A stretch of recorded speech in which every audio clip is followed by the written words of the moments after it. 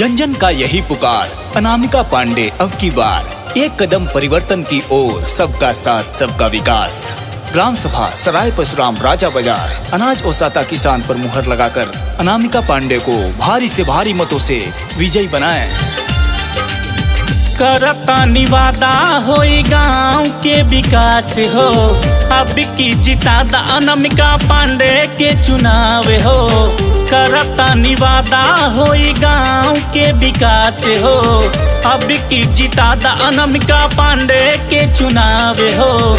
बहे हो विकास के गंगा भैया, जीती अनामिका जहिया, डांस करब जीत जई हैं भैया अनामिका पांडे जहिया। करता निवादा होई गांव के विकास हो, अब की जितादा अनामिका पांडे के चुनाव हो।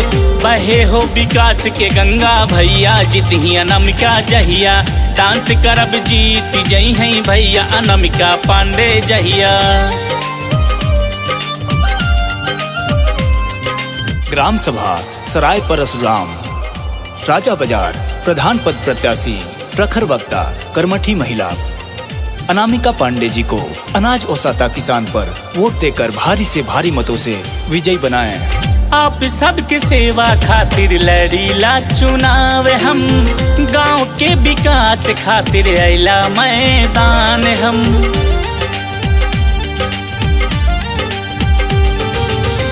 आप सबके सेवा खातिर लड़ीला चुनाव हम, गांव के विकास खातिर अइला मैदान हम। छोटी बड़ी मिली सब दैदा आशीर्वाद, जीती अनामिका जहिया।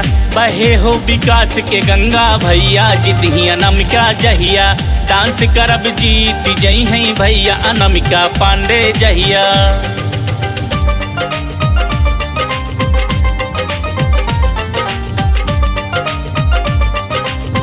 सबका साथ सबका विकास सबका विश्वास, योग्य व शिक्षित महिला प्रत्याशी अनामिका पांडे को अनाज ओसाता किसान चुनाव चिन्ह पर वोट देकर भारी से भारी मतों से विजयी बनाएं। एक ही अपील बाटे गाँव और समाज माँ, एक बार जितादा अनामिका पांडे का चुनाव माँ।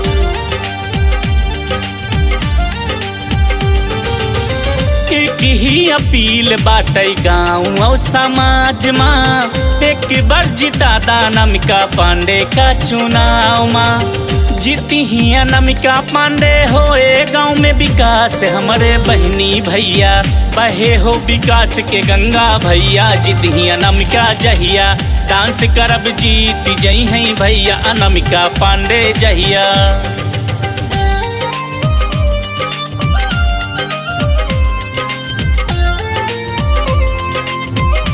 सबका साथ सबका विकास सबका विश्वास, योग्य व शिक्षित महिला प्रत्याशी अनामिका पांडे को अनाज ओसाता किसान चुनाव चिन्ह पर वोट देकर भारी से भारी मतों से विजयी बनाएं। आप सबसे हाथी जोड़े ओट हम मांगीला, अनामिका पांडे के विजयी बनैदा।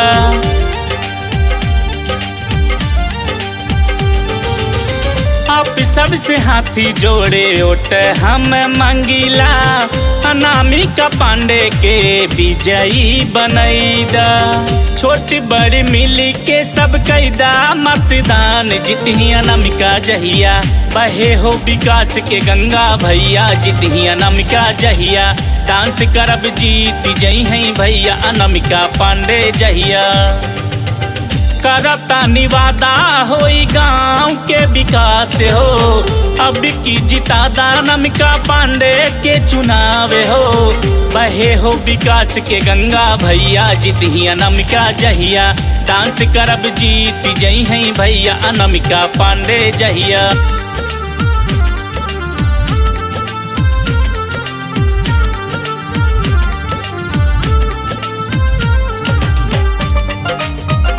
जन जन का यही पुकार, अनामिका पांडे अब की बार, एक कदम परिवर्तन की ओर, सबका साथ सबका विकास।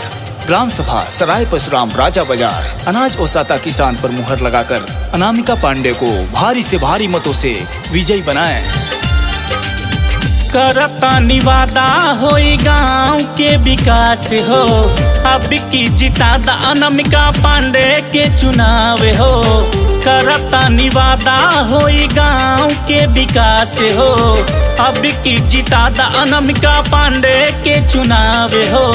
बहे हो विकास के गंगा भैया, जीती अनामिका जहिया, डांस करब जीत जई हैं भैया अनामिका पांडे जहिया। करता निवादा होई गांव के विकास हो, अब की जितादा अनामिका पांडे के चुनाव हो। बहे हो विकास के गंगा भैया, जीती अनामिका जहिया, डांस करब जीत जई हैं भैया अनामिका पांडे जहिया। ग्राम सभा सराय परशुराम राजा बाजार प्रधान पद प्रत्याशी प्रखर वक्ता कर्मठी महिला अनामिका पांडे जी को अनाज ओसाता किसान पर वोट देकर भारी से भारी मतों से विजयी बनाएं।